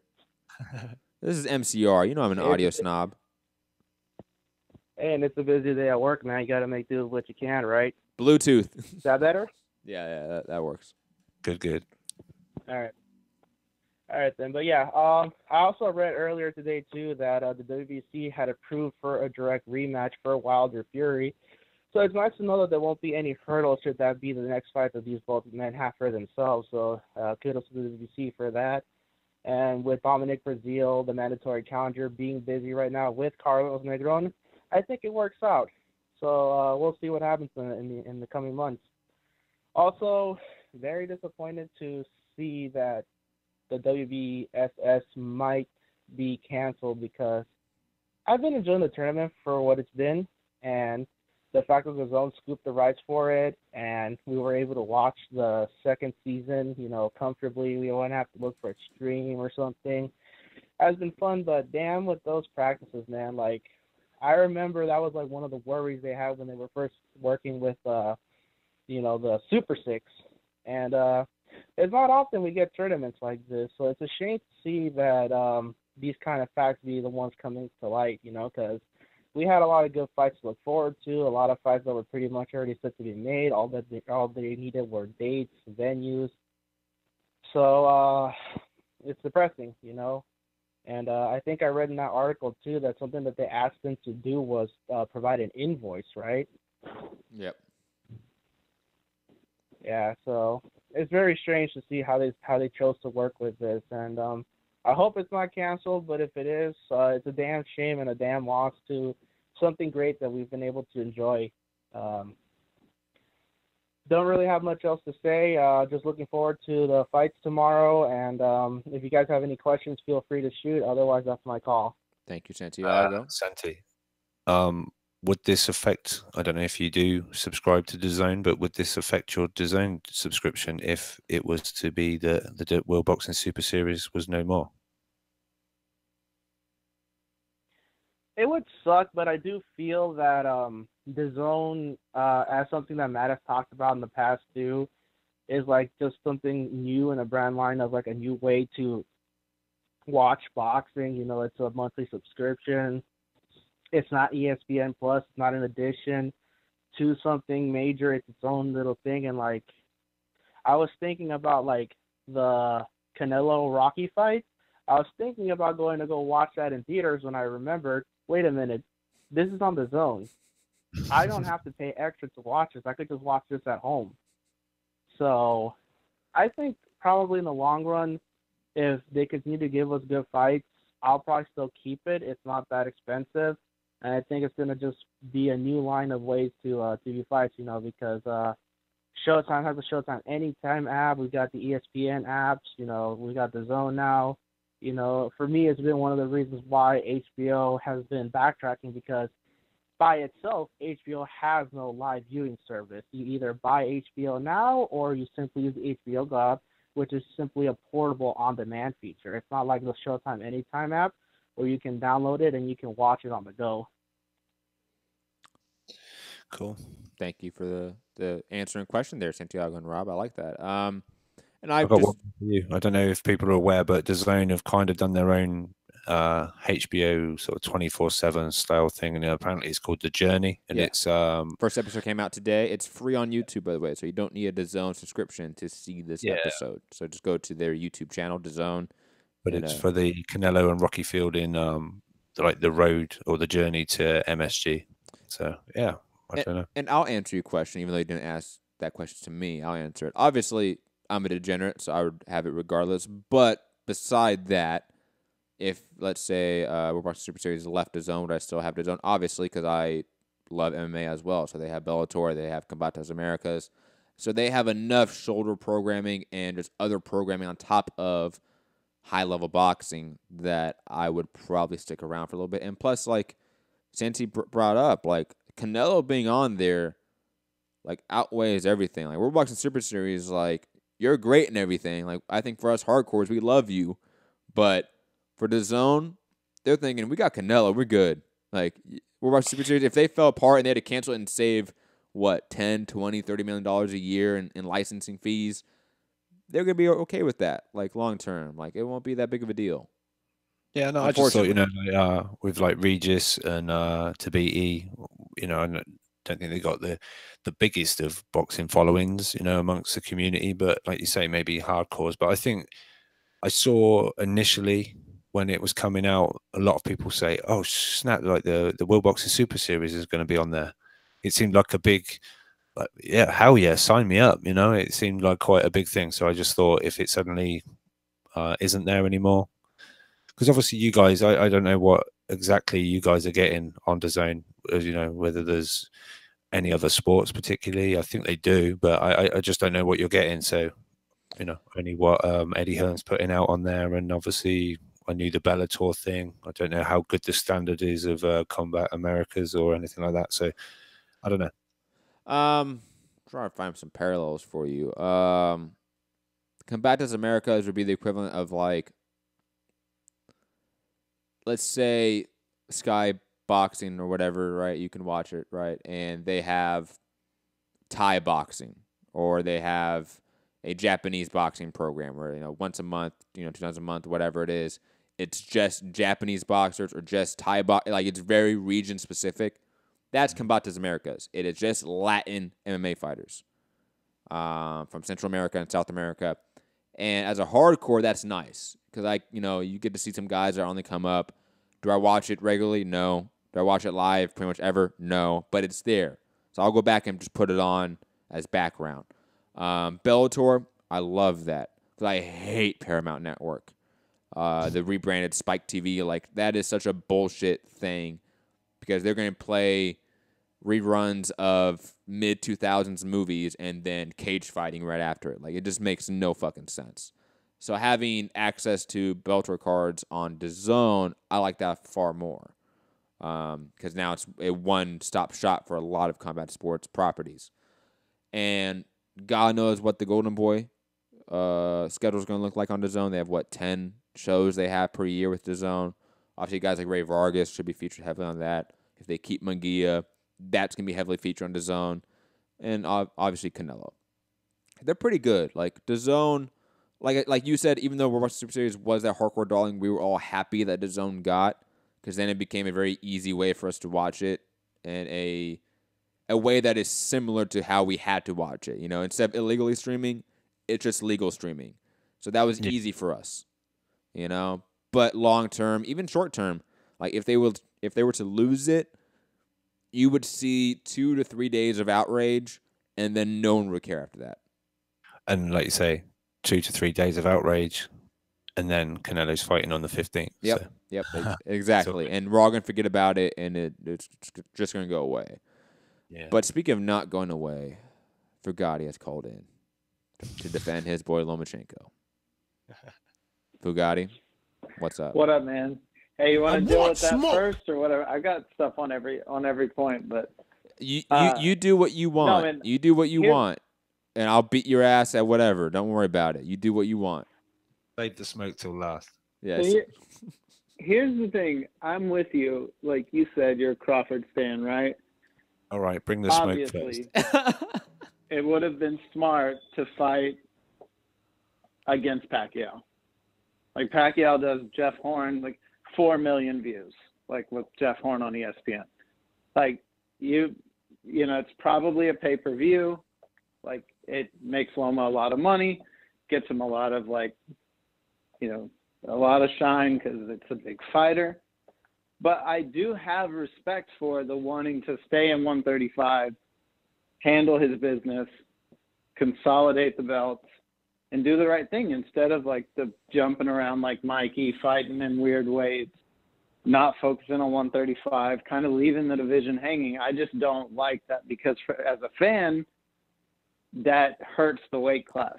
Quickly, just to rebuttal. Loma, quick rebuttal. As a fan, quick rebuttal. I'm into it. Quick rebuttal. Yeah. That's not his reasoning. Really. His reasoning is No, that, it is. No, let me finish. Let me get the sucker punch in there. His exact words, and I got the quote. Let me pull it up just to get it fucking 100% right, you motherfucker, okay? He's saying, I have my own road. There are a lot of good fighters to fight who are comparable to me. I'm a stick on that word, comparable.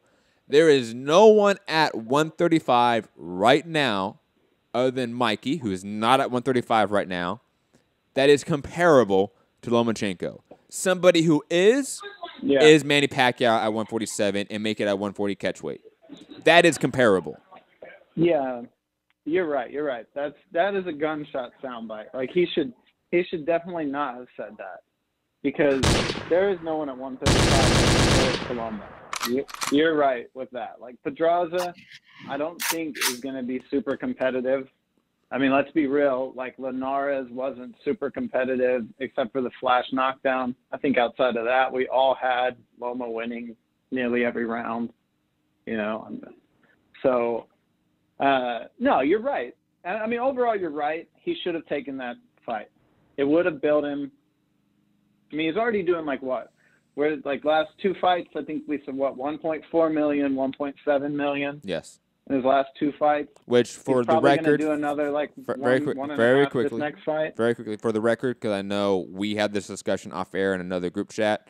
But for those that do not know, the NBA average, they have 80 plus games on ESPN from the NBA. Their average is about 1.59 million views. So Loma's hitting NBA averages in his last two fights. Just want to put that out there. So, I mean, then you think about if he would have took a Pacquiao fight, does he break the 2 million average? Does he become the next, like, you know, that's why Crawford wanted that fight, right? Because Crawford's already hitting that 2 mil. What, he hit 3 mil his last fight, right? It was 2 point something. It was 2 point. It was 2 point something. Yeah, it was like 2.5. I think he peaked over 3, right? So I don't remember. So I mean, you're looking at like that. That would have been a breakout moment. That being said, I still do respect fighters who clean out their division, get all the belts, and then move on. I really do. I think it's better for the weight class. I think it's better for the fight fans. These two things are not mutually exclusive. You can have a one-off with Pacquiao, build that name and brand, and go back down to 135 and clean house there with all the people that are, quote-unquote, comparable to him. Yeah, no, that's true. That's true. And if Mikey does that, I think there'll be more respect. If he goes and gets beat by Spence, which he's obviously going to get beat by Spence, and then drops back down and takes a fight with Loma and focuses on 135 and the unification of that, he'll get respect. At the moment, I think he's only getting respect for going up 2 weight classes, but everyone thinks he's stupid for doing it. It's just, people think he has balls, they don't think he has brains. And you have to have both in boxing, you know? So, that being said, the World Boxing Super Series, I was thinking, is there an opportunity like with other companies when they say like run out of money or they owe payroll, could an Al Heyman or Bob Arum or, you know, Eddie, could somebody step in and buy it? I mean, could DAZN step in and buy it? Like buy like the World Boxing Super Series branding and like all the licensing. Yeah, possibly. Yeah, I mean, just put it in the UK or put look, it somewhere else I don't think that's and pay the fighters. That's not an impossibility. Like this is capitalism 101. Like that's not out of the world. Like that can completely happen. Does it happen? Like I talk about this a lot. Like possibility versus probability. Is it probable that DAZN buys out Camosa AG's ownership of the World Boxing Super Series licensing? I don't know. Same with Al Heyman. Same with Bob Arum. I don't know if they do that because I don't know what the asking price is. Like that's going back to what Mitty's talking about for the business side and speculation. That's a lot of speculation that I don't have enough tools to talk about yet. Sure. What I'm thinking is they need good fights, right? You hear people say like, you know, and I don't even think like I'm a kid in the chat. Like I don't think he's like anti-DAZN. I don't think it's anything like that. He's just like, hey, the last 3 cards, like American cards, haven't been that great. They haven't. Right? And I know Eddie's doing bids, right? He's trying to bid on good fights. What if they could just bid and buy the World Boxing Super Series and get, you know, 4 really good fights pretty quickly, like, or 3 really good fights pretty quickly. I mean, I don't really care about the light heavyweight part of it or the cruiserweight part of it, but the, you know, Tete versus Donaire, Inoue, you have Inoue Taylor, for a couple fights. What's that? You would have Inoue for a couple fights. You would have Josh Taylor, Regis Prograis for a couple fights. Yeah. Yep. Yeah, so I mean, you had like 3 big fights easily out of that, like 3 big fights, and then a lot of really good fights. So I'm wondering if somebody is going to step in and be like, look, we'll take the debt, we'll pay the back fighters, and then they reschedule where those fights are going to be. They can throw like the Taylor fight in the UK. They can get some of those fights in places where, like maybe even in the US, where it's like bigger, or, you know, someone mentioned Germany and Britain on a channel I was watching earlier today, and I thought, well, that could be, and obviously there's a lot of fight fans there. You set the tickets right, sell out some stadiums, have some really good fights. Plus, they could start throwing other stuff on the undercards. If it's like DAZN or Matchroom or Al Heyman and PBC, like they've got people they could place in there to get them some shine too. I don't know. Just in my mind, those from the corporate America side, I'm thinking someone goes bankrupt, you buy them for cheap, you make money off of their product. No, I definitely see the logic behind it. I just don't know if you get some of these big time promoters to bite on it because I'll generally speaking, the big time promoters don't like tournaments. They don't. That's why you see a lot more of the free agents, guys are with smaller promoters, enter these tournaments because these big time promoters don't like being hamstrung by deadlines, by certain requirements of the tournament. They like being able to sort of be a little more fluid with their business practice. And especially in the last 15, 20 years of the industry, it's just hard to do that because there's not really set dates, set times for these events. It is more fluid in scheduling. World Boxing Super Series doesn't want to do that. And big-time promoters like a Bob Arum, like Eddie Hearn, like Al Heyman and PBC, they might not be down with that. Now, could DAZN do it? Could DAZN buy the license and basically contract it out to a Eddie or somebody else through that fashion? That, to me, seems a little more likely. But I just don't know if it happens. Like this is all very new information. Yeah. So that's just what I was thinking about, and you know, we'll see how that plays out. But the heavyweight rankings, I mean, come on. I know that, you know, there was a little bit of cheekiness in this for Rob because, you know, Fury moved above Wilder, and you know, and I got a smile out of it too because, you know, it's like LeBron James for me. I don't not like LeBron James, but I really don't like LeBron James fans. Right? And it's kind of the same with Wilder, where I don't dislike Wilder, but I really dislike Wilder fans. That's the thing for me. It's just fun to troll Wilder fans. And these rankings are like the ultimate trolling, but they're total shit. I mean, let's be real. Like, we're all friends there. We don't have to lie. These rankings are garbage. Whoa. Whoa. What just happened there? Rob, did you hear that? I don't know how to take this. I feel like this is a troll. Like, Food being serious is a troll job in a way. So I don't know how to take this, man. I feel abused. I feel abused. We're not friends anymore. I feel abused. It's hilarious. Big Baby getting an NYC card. Traitor. I hope this does really well because I think he was more than a gentleman about the Kansas card. So let's hope this one goes well for him. Farmer Fonseca. Think about this, just a common opponent fight, right? Yep. Like you just want to see how he does against Fonseca because of Tank, and then can't wait to see Boazzi in action. And on top of that, very quickly, and the Floyd fight is just fucking garbage. Quickly, this is Farmer's third title defense in 4.5 months. That is insane. What a time to be a fighter. Guy's active. He loves to fight, man. But he's like high on life, right? Yeah. He is. The confidence has gone through the roof with Farmer. He's fighting. He's getting paid well. He's got a belt. He's calling out Gervonta with bags He's of wearing confidence. rainbow trunks to the fucking fight. Like, like confidence out of this world. Did you see his tweet He to looked like John Rainbow O'Carroll? Bright last fight. Did you see No, his I tweet didn't. to What's John the O'Carroll tweet? now? He saw a fellow bearded man somewhere, wherever he is. He was like, John O'Carroll, I've seen you. I see you. Bring it. And he's saying, make sure you win your fight on Saturday because John O'Carroll's fighting in an eliminator to end up facing Tevin Farmer. But he just found some random guy with a big bushy beard and sent it to John Carroll. Make sure you win your fight. That's pretty good.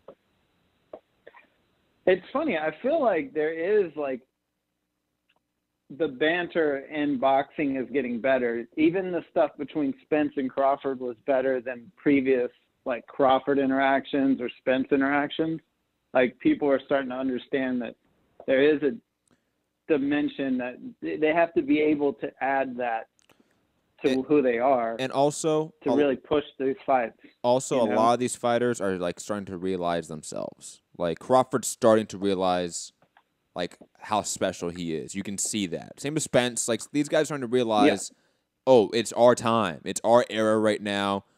We're the kings of the divisions. We're the kings of boxing right now. We need to sort of step up. It's not we're not under Mayweather anymore. We're not under Pacquiao anymore. It's us. It's on us. And I think you can see that shift in mentality. Yeah, they're kind of like the generational thing. Like they're taking on the mantle. Like Yes. we've got this boxing is ours to carry. You know, like 100%. we got to do this. 100%. And so they are stepping up their game. You know, it's really fun to see. And the other thing that's really fun to see is like, you know, Lomachenko did an interview with Teddy Atlas. I don't know if you guys watched it, but you know, I did. Standing out here.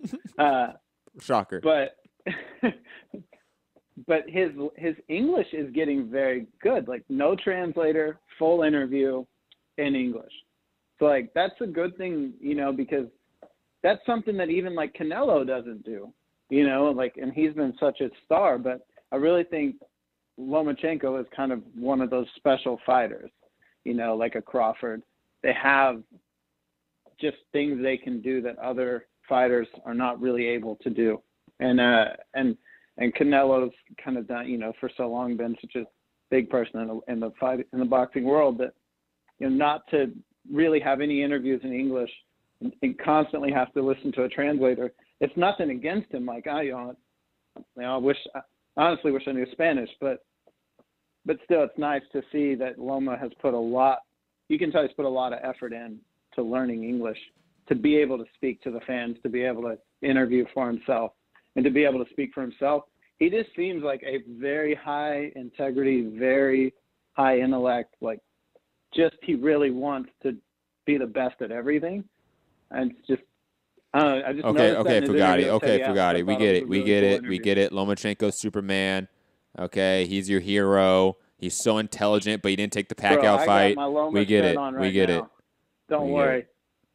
Anything else, Fugatti? I never change out of this Loma shirt. No, no. And you guys did a great show, and can't wait for the next one. I'll talk to you guys later.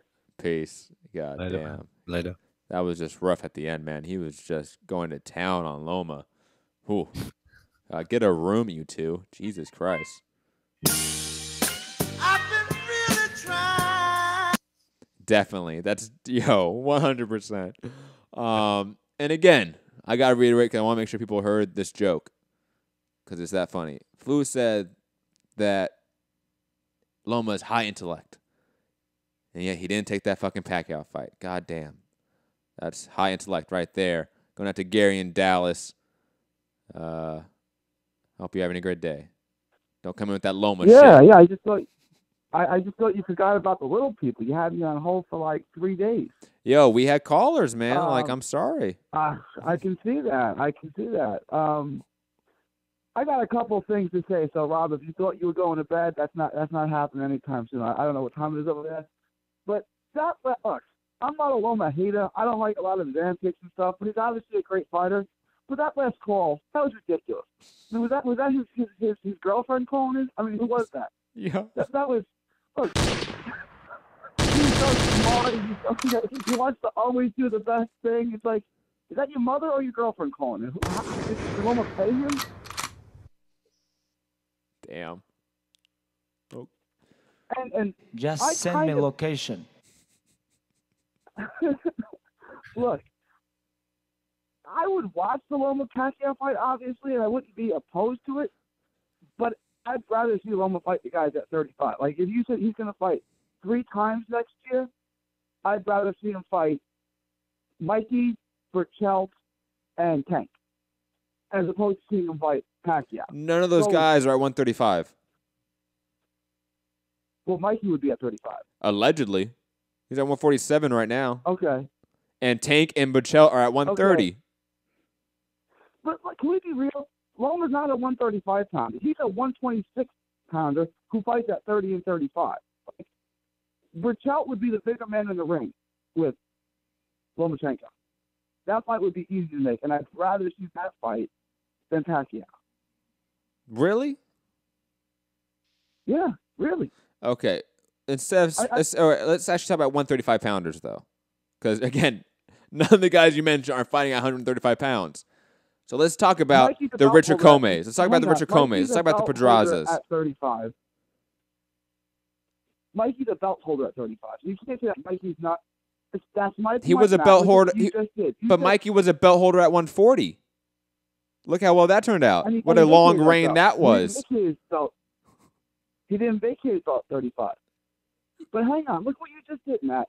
You said this could be a one-off thing, right? Like Loma could fight Pacquiao at a catch weight or 140 or whatever, and then go back down to 35. Well, Mikey just did that. He's doing that with Spence, and you're no longer calling Mikey a 35-pounder. Yes, because he's taking a one-off fight. Yes, because screw that fight. Not double standards. It happens, Gary. Come on, gotta argue. I'm just saying, I'd rather see those 3 names. If he's gonna take 3 fights in 2018 or 2019, I'd rather see fight any of those 3 guys and all those 3 guys, as opposed to fighting a welterweight. Okay, Gary, I'm gonna ask you this because I'll leave the Mikey there because I'm not gonna really argue that because I agree that I think he's gonna come back down to 135 after the Spence knockout loss. But Burchelt and Tank, I can't accept those names because they're not at 135 pounds. So give me 2 other guys at 135 pounds you would rather see fight Loma than him move up and fight Pacquiao at 140 pounds. Pacquiao's not at 35, right? Bob Arum said more likely than not the Burchelt fight's going to happen in 2019. So it's not like I'm saying ridiculous things, like by saying Miguel Burchelt. Bob Arum said it's more likely than not going to happen. So, and Burchelt's bigger, so like it's not like.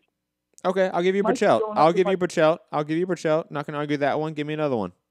That's not Tank Davis on the other side of the street. Tank Davis can't even make 130 hardly anymore, so he's gonna outgrow that division like tomorrow.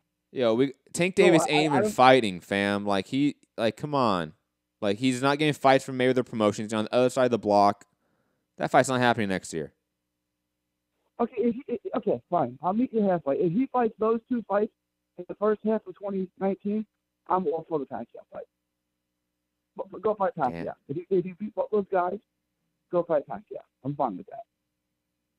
Okay, interesting. But I would still rather see those 2 fights. And look, I like what Kevin Farmer is doing, staying active. But Eddie Hearn did this with Louis Richard, had him fight like every other week, and then he finally got drained and lost. Like, I like what he's doing. It's just not the blueprint anymore. Like, he's literally fighting like every month and a half, which is good for me as a fan. I just don't know that it's the best thing for Kevin Farmer's career to fight this often. How did it work out for Louis Ritson? I don't think Ritson was out as often as you think. I think he was quick, but he was just knocking people out in round 1. Farmer's not knocking people out in round 1. You still go through the camp. You still get yourself ready. You still cut weight. You still have to get yourself there. Everyone else is fighting twice. These guys fight every 2 months. No, I hear what you're saying, Gary. It's sort of a valid point. I just think I mainly agree with Gary here. Like I think that like long term, Like, this is a hard schedule to keep up for Tevin Farmer. Yeah, and especially his end game is Tank Davis, and how long is that going to take to make that fight? So if he's going to be super busy, just trying, ticking over, staying active before a Tank Davis fight, he could very well be burnt out before he gets there. So I see your point. And I think this opponent, Fonseca, I think Kevin will win. But I think this is just cherry picking got wrong. Like, if you're thinking this guy's going to be easy and roll over, I don't see it at all. I see this guy as tricky and long, and Tank was having problems with him, right? Like, you could argue that he was up on the scorecards when Tank knocked him out, controversially knocked him out. If you guys think that, like, Kevin's just going to roll over this guy and either shut him out or stop him late, I don't see that happen. I think this is going to be a scrap. I think Kevin will win because I think Kevin's really, really skilled and really, really gifted defensively and athletically. But I don't think this is going to be an easy fight for him at all. I think it's probably going to be an easy fight. It may just be a long fight. Like, it may just go the distance because Fonseca is a tough guy. But I don't see him being the guy that's going to start winning rounds off of Tevin Farmer. I just don't see that. He won rounds with Tank. Yeah, but Tank isn't boxing centric, and that was a Tank that came in overweight. That was a Tank that wasn't dedicated. That was a Tank out partying with Broner every night. Farmer isn't that. Again, I'm obviously picking Tank to win. I'm picking Kevin to win. I just think it's not gonna be an easy fight. It's not gonna be a fight where you can just showcase the skills of Tevin Farmer. It's gonna be a scrap. Very quickly, Gary. Fugatti with the clapback saying, "Is this Fonseca's girlfriend on the phone?" That was funny, Fugatti. I like that. I like the back and forth. Was this the guy? I'm just trying to refresh my head. This is the guy from it was on the Conor McGregor Floyd Mayweather card, right? Yes. Yeah. What do you think, Rob? You think he presents problems, or do you think he's going in there and he's going to get outside? I don't know. I mean, like Matt said, I don't think that was the most focused Tank Davis, but I think Tevin Farmer is in a real groove right now and only getting more and more confident with every performance. I think he's absolutely high on life right now, but I don't know.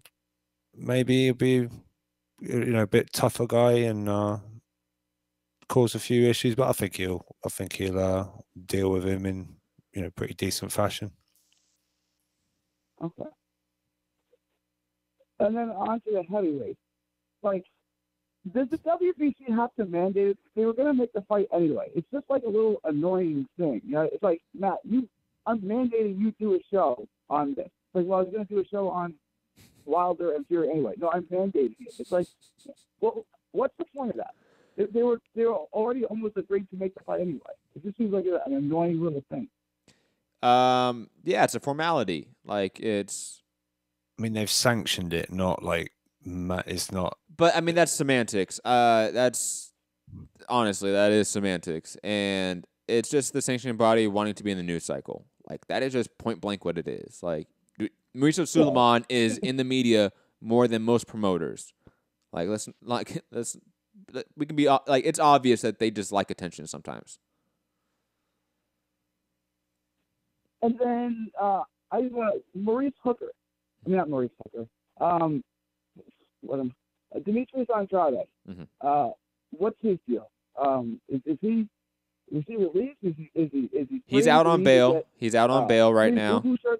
He's out on bail right now. I don't think they have any sort of court date yet. To be honest, I haven't seen that. Not that there isn't one, but I haven't seen one. But he's gonna have to go through this process, man, because that was an unregistered weapon in Rhode Island, Northeast. That's not a good sign. Is this like and I don't know the laws in Rhode Island. Is this like a practical birth thing? Yeah. Like, is he gonna go to jail? It could be that. It could be that. It's a felony charge.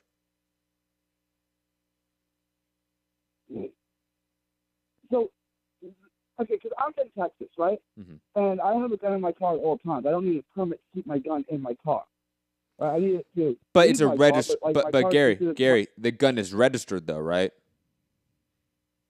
Yeah, well, That's the difference. That's the when difference. you buy a gun in Texas, you just go to the gun store, they run your driver's license, and you can buy a gun. There's no process. Like there's no. Oh, there's no registration of fire. There's no, Well, there must be sign some a piece of registration, paper but the or- process must be very easy in Texas. Speaking, Yeah, if you're in and out in 10 minutes, right? Like the whole process takes 10 minutes. So I don't know, like, and then I can leave it in my car, right? Yes. You can, whatever. You can carry it from your house to your car to the gun. Like you can be out and about with your gun. See, I don't know if this is weird to Rob being in the UK, right? But, well, like, speaking from, I I'm from have California, right? So, Gary, I'm from California, Yeah, obviously, that's true. and I have guns, so I can sort of speak on being from a Okay. state that has a lot of regulations on guns, but also has guns. Registration process, I think, takes a couple weeks for the gun. Like you have to, like, let's say you go to the gun store and buy a gun, you have to come back and get it in a couple weeks. Like you don't just pick it up and take it. You have to come back. They're gonna go through a process. I would assume Rhode Island has a similar process just because it's the Northeast. It's a Democratic state. That kind of makes sense. So for Demetrius Andrade, this is a gun that either like the numbers were filed down, or it just wasn't registered in his name or registered at all. Whatever the case, the unregistered weapon charge is what he's really convicted for. It's not just having a gun in his car. If this was a registered firearm, it most likely would have been completely legal. In California, for example, you can have a registered firearm in the car. It just cannot be loaded. Okay, so if I pop the gun in the car, you can have, you don't need, like, my brother lives in New York. You can't have your gun in your car, period, in New York, if there's no, if you don't have a carrier's permit, right? So in California, you can, but it can't be loaded. Yes, it cannot be loaded. What's the point? I'm not trying to sound funny or sound stupid. I mean, what's the point of having a gun in your car that it's not loaded? Well, I mean, you can have the clip right next to it, right? But like, it's just not loaded. Okay. Yeah. Very quick. I've just Googled, would it be Massachusetts or something like that? He'd be Rhode Island. Check out Rhode Island. all right, but as I've got Rhode Massachusetts. Island is like the New Jersey to New York, but it's like to Massachusetts. So it's like that little stepbrother thing that no one. Yeah, that no one likes. For a first offence of carrying a firearm without a license, you face a mandatory minimum jail time of 18 months if convicted. But I believe Massachusetts is a Commonwealth. That's why there's that mandated sentence. Please check Rhode Island because that it could be different. You know, that's the beauty of America, man. You could be in Texas and go get a gun in Walmart and leave with it in a couple seconds, or you're in New York and you can't even have a gun, basically. Okay. You could face 1 to 10 years in jail and up to a $5,000 fine for possession of a sort of shotgun or rifle. Bring a gun He's probably, to be honest, he's probably facing at least some time.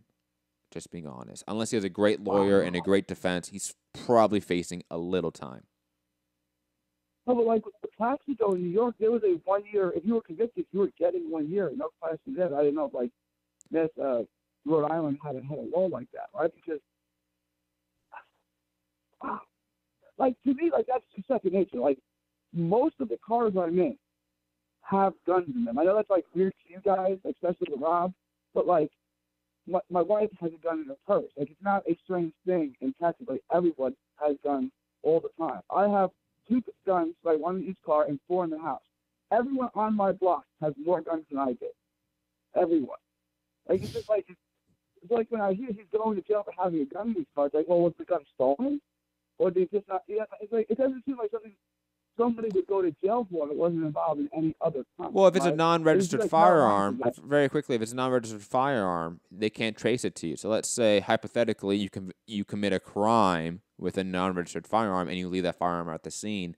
They cannot trace it to you unless you have prints on it, obviously.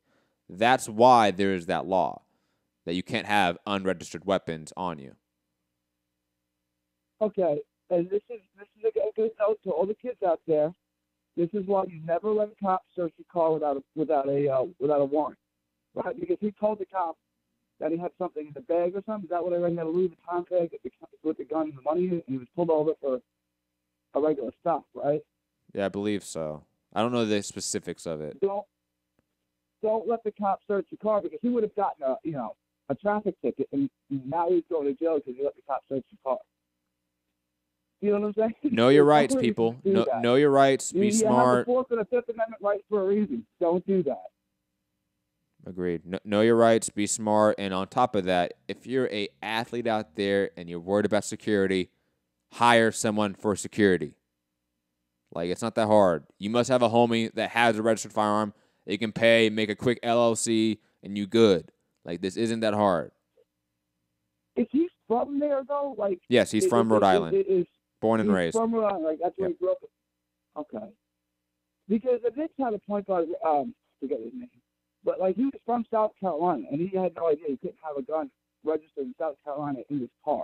Right? Okay, but if he's from there, then obviously he would know the laws better than someone who's just living there.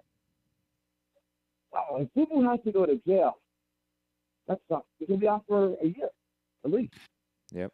It says Rhode Island instituted stiff penalties for illegal gun possession. You could get charged with a felony. The charge could bring a fine of $10,000 and 1 to 10 years in prison for a pistol, revolver, or another type of handgun. The key word is that it can or could, right? So theoretically, you could sort of plea your way out of it. Potentially, it's not a mandated sentence like in New York or in Massachusetts. It does give a little bit of advice that, where is it? It said about, be sure to get yourself a good lawyer that can is experienced in these kind of cases. Yo, where are you reading this at, Rob? Like, little Google search. howtogetoutcrimes.org. I like it. I like it, it's, Rob. Susan T. Perkins, attorney at law. Well, quickly. Shout out to her. Gary, let's finish up your call because Blog Talk's about to kick us out. All right, that's all I got, man. Thank you, Gary, for the call. Well, 90 seconds. See, she's kicking us out right now. She's kicking us out right now. Siri's a bitch, man. That's all I gotta say. Interesting show. Shout out to the Loma defenders. Shout out to Fugatti, who rolled over like a fucking dog the second I started debating him. That was the easiest debate of my life. Thank you, Fugatti. That inflated my ego. Heavyweight shenanigans, Roblox Super Series, shady business, all the like. Smash the like button, share the show. 60 seconds. Subscribe, patreon.com/Mixed Comment Radio to go support the show financially. Get Rob paid for his time, service over here. Because, you know, it's a company now. We're going serious. Serious face. No bullshit. That's my professional pitch right there. No bullshit. Anyways, Matt the Hipster Hunter. Come on, man. Matt Hunter, MCR. I will be right back in about 30 minutes with another show. Rob will not be. You'll be up, sleeping, counting sheep. I'll be hitting up our financial backers saying, remember, no bullshit. Yeah, no bullshit. Hey, Eddie Hearn, we're no bullshit over here. How much do you want? How much do you want? Yeah, because we're no bullshit. That's great. Come on, you know it. Anyways. 10 seconds. Have a great day. Rob, you can go. Oh, I can go? All right. You can go now. I give you permission. Thank you. No, yeah, like Matt said, tell a friend, hit that subscribe button. We want to get over, obviously, hit that 1,000 subscriber mark as soon as possible. Then all you lovely people can smash that, super chat button. But yeah, we just want to grow, gradually get there. Little tier by tier, stage by stage, subscriber by subscriber. But we'll get there. But you guys need to just try and maybe give us a little bit of a help. Share shows, hit that thumbs up, iTunes reviews, all that kind of thing. It's all good, all helps. So thanks for tuning in. Catch you later. Peace.